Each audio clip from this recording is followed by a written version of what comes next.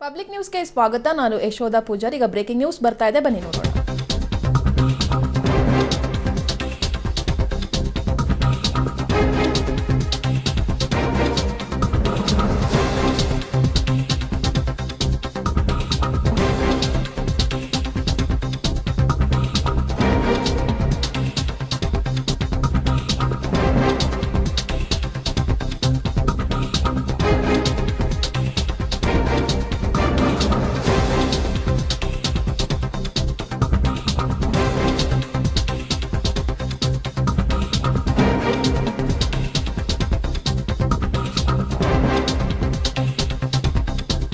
ಲೋಕಸಭೆ election ನಲ್ಲಿ ದೇವೇಗೌಡರು ಮತ್ತು ಮೊಮ್ಮಕ್ಕಳಿಗೆ ಬಿಗ್ ಫೈಟ್ ಇದೆ. ಆದ್ರೆ ಬೆಂಗಳೂರು ಗ್ರಾಮಾಂತರದಲ್ಲಿ ಡಿಕೆಶಿ ಬ್ರದರ್ ಹಾದಿ ತುಂಬಾನೇ ಸಲೀಸಾಗಿದೆ. ಜೋಡೆತ್ತುಗಳ ದೋಸ್ತಿಯಲ್ಲಿ ಡಿಕೆ ಸುರೇಶ್ಗೆ ಪ್ಲಸ್ ಪಾಯಿಂಟ್ ಆಗುವಂತ ಎಲ್ಲಾ ಲಕ್ಷಣಗಳು ಕಂಡು ಬರ್ತಾ ಇದೆ.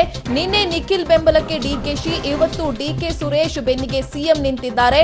ನಾಮಪತ್ರ ವೇಳೆ ಸಿಎಂ ಆಗಮನದಿಂದಾಗಿ ಡಿಕೆ ಸುರೇಶ್ಗೆ ಆನೆ ಬಲ ಬಂದಂತೆ ಆಗಿದೆ. 5 ಲಕ್ಷಕ್ಕೂ ಹೆಚ್ಚು ಮತಗಳಿಂದ ಡಿಕೆ ಸುರೇಶ್ ಗೆಲ್ತಾರೆ ಅಂತ ಸಿಎಂ ಭವಿಷ್ಯವನ್ನ ನುಡಿದಿದ್ದಾರೆ.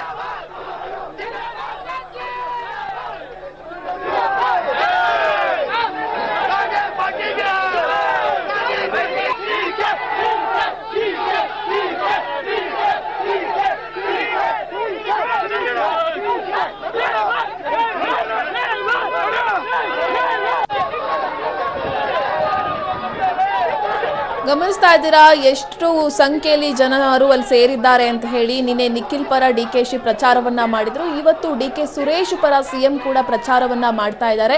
ಇದರಿಂದ ಡಿಕೆ ಸುರೇಶ್ಗೆ ಒಂದು ರೀತಿಯಲ್ಲಿ ಗೆಲುವು ಅನ್ನೋದು ಸಲೀಸಾಗಿದೆ, ಜೊತೆಗೆ ಆನೆ ಬಲ ಬಂದಂತ ಆಗ್ಬಿಟ್ಟಿದೆ. ಯಾಕಂತ ಹೇಳಿದ್ರೆ ಇಲ್ಲಿ ನಾವು ಗಮನಿಸಬಹುದು, ಲೋಕಸಭಾ ಎಲೆಕ್ಷನ್ ನಲ್ಲಿ ದೇವೇಗೌಡರು ಮತ್ತು ಮೊಮ್ಮಕ್ಕಳಿಗೆ ಬಿಗ್ ಫೈಟ್ ಇದೆ. ಗಮನಿಸ್ತಾ ಇದ್ದೀರಾ, ಡಿಕೆ ಸುರೇಶ್ ಅವರು ನಾಮಪತ್ರವನ್ನ ಜಿಲ್ಲಾಧಿಕಾರಿ ಕಚೇರಿಗೆ ಹೋಗಿ ಸಲ್ಲಿಕೆ ಮಾಡ್ತಾ ಇರುವಂತಹ ದೃಶ್ಯಾವಳಿಗಳನ್ನ ಗಮನಿಸ್ತಾ ಇದ್ದಾರೆ. ಸಿಎಂ ಕುಮಾರಸ್ವಾಮಿ ಕೂಡ ಅವರ ಪಕ್ಕದಲ್ಲೇ ಇದ್ದಾರೆ, ಡಿಕೆ ಸುರೇಶ್ ಕೂಡ ಇದ್ದಾರೆ. ಅವರೆಲ್ಲರೂ ಹೋಗಿ ಇವತ್ತು ನಾಮಪತ್ರವನ್ನ ಸಲ್ಲಿಕೆ ಮಾಡಿದ್ದಾರೆ. ಇದರಿಂದ ಡಿಕೆ ಸುರೇಶ್ಗೆ ಒಂದು ರೀತಿಯಲ್ಲಿ ಆನೆ ಬಲ ಬಂದಂತೆ ಆಗಿದೆ. ನಿನ್ನೆ ನಿಖಿಲ್ ಪರ ಡಿಕೆಶಿ ಪ್ರಚಾರವನ್ನ ಮಾಡಿದ್ರು. ಅದೇ ಕಾರಣಕ್ಕೋಸ್ಕರ ಇವತ್ತು ಡಿಕೆ ಸುರೇಶ್ ಪರ ಸಿಎಂ ಕುಮಾರಸ್ವಾಮಿ ಪ್ರಚಾರವನ್ನ ಮಾಡಿದ್ದಾರೆ. ಜೊತೆಗೆ ಉಮೇದುವಾರಿಕೆಯನ್ನ ಸಲ್ಲಿಕೆ ಮಾಡುವಂತ ಸಂದರ್ಭದಲ್ಲಿ ಸಿಎಂ ಕುಮಾರಸ್ವಾಮಿ ಕೂಡ ಜಿಲ್ಲಾಧಿಕಾರಿ ಕಚೇರಿಗೆ ಹೋಗಿ ಅವರ ಪಕ್ಕದಲ್ಲೇ ಕೂತ್ಕೊಂಡು ಎಲ್ಲವನ್ನ ಕೂಡ ಗಮನಿಸ್ತಾ ಇರುವಂತಹ ದೃಶ್ಯಾವಳಿಗಳನ್ನ ಕೂಡ ನೀವು ಸ್ಕ್ರೀನ್ ಮೇಲೆ ಗಮನಿಸ್ತಾ ಇದ್ದೀರಾ.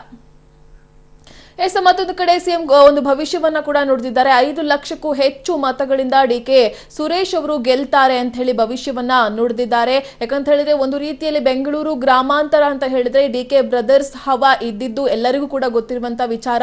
ಒಂದು ರೀತಿಯಲ್ಲಿ ಎಲ್ಲರೂ ಕೂಡ ಸಪೋರ್ಟ್ ಮಾಡ್ತಾರೆ, ಒಳ್ಳೆಯ ಅಭಿವೃದ್ಧಿ ಕೆಲಸವನ್ನ ಇವರು ಮಾಡಿದ್ದಾರೆ, ಇವರ ಸಪೋರ್ಟ್ಗೆ ನಾವು ನಿಲ್ತೀವಿ ಅಂತ ಹೇಳಿ ಅಲ್ಲಿನ ಜನಸಾಮಾನ್ಯರು ಕೂಡ ಇರ್ತಾರೆ. ಅದೇ ರೀತಿ ಇವತ್ತು ಈ ಬಾರಿಯೂ ಕೂಡ ಡಿಕೆ ಸುರೇಶ್ ಅವರೇ ಸಂಸದರಾಗಿ ನಿಲ್ತಾ ಇದ್ದಾರೆ ಅಭ್ಯರ್ಥಿಯಾಗಿ. ಇವತ್ತು ಫೈನಲಿ ಹೋಗಿ ನಾಮಪತ್ರವನ್ನ ಕೂಡ ಸಲ್ಲಿಕೆ ಮಾಡಿದ್ದಾರೆ.